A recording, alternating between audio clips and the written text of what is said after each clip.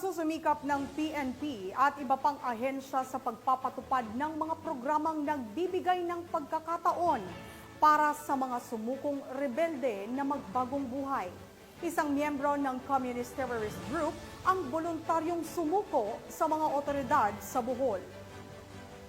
Ang pagsuko na ito ay bahagi ng mas malawak na programa ng PNP upang hikayatin ang mga miyembro ng mga teroristang grupo na pumanig sa mas mapayapa at makabubuong pamumuhay. Patrolwoman Nikia Caniedo sa balita. Voluntaryong sumuko ang isang lalaking miyembro ng Communist Terrorist Group sa Bohol, PNP, sa isinagawang special operation sa Purok 1, Barangay Kagawitan, Daguhoy, Bohol noong ika-11 ng Agosto taong kasalukuyan.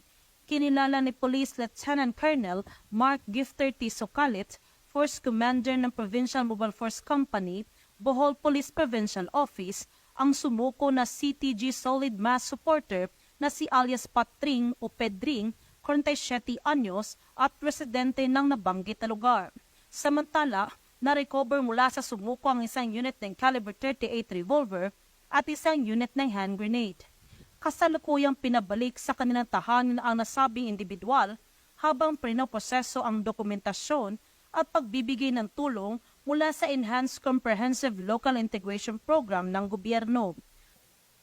Magandang araw po, Police Lieutenant Colonel Norman Lobrigas Nawis, Provincial Public Information Officer and Spokesperson of Bohol Police Provincial Office.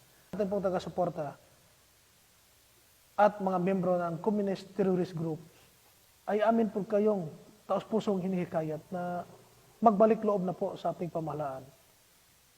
Ang gobyerno po ay handa pong tumulong sa inyo at para makapiling nyo na po ang inyong mga pamilya at maayos na po ang takbo na inyong buhay. Salamat po.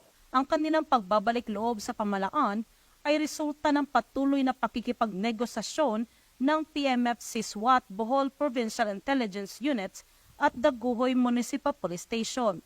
Ito rin ay representasyon na ang mga programa ng gobyerno sa pagwawakas ng insurhensya at terorismo ay matagumpay na naipapatupad tungo sa pagkamit ng payapa at maunlad na bagong Pilipinas. Mula dito sa Bohol Police Provincial Office, ako yung Police News Network Correspondent, Patrolwoman Nikia Caniedo, alagad ng batas, taga-taguyod ng Balitang Pulis.